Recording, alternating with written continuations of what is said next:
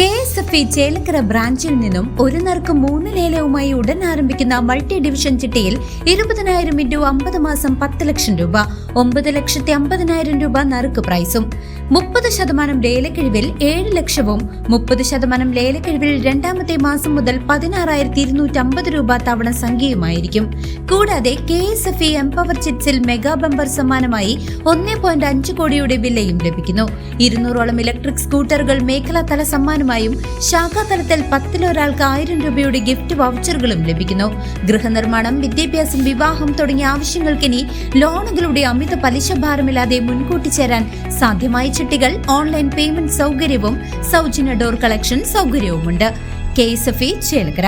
Phone 0488425245 9037597176.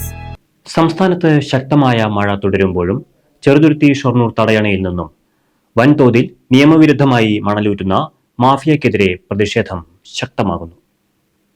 കനത്ത മഴയെ തുടർന്ന് ഭാരതപ്പുഴ ഇരുകരകളും മുട്ടി ഒഴുക്ക് ശക്തമായിട്ടും ചെറുതുരുത്തി ഷൊർണൂർ തടയണയിലെ മണലൂറ്റൽ തടയാൻ അധികൃതർ തയ്യാറാകുന്നില്ല.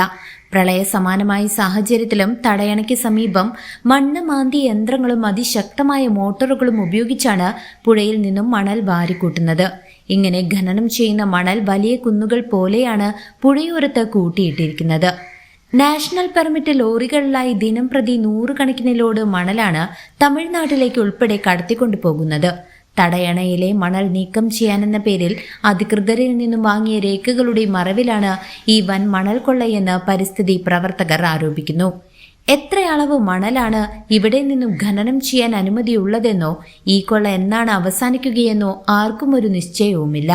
ഭാരതപ്പുഴയിൽ വെള്ളം ഉയരുന്നതിനു മുൻപ് തടയണയിൽ നിന്നും മണൽ മാറ്റാതെ സമീപത്തെ കരഭാഗത്തു നിന്നാണ് ഇവർ മണലെടുത്ത് കൂട്ടിയിട്ടിരിക്കുന്നത്.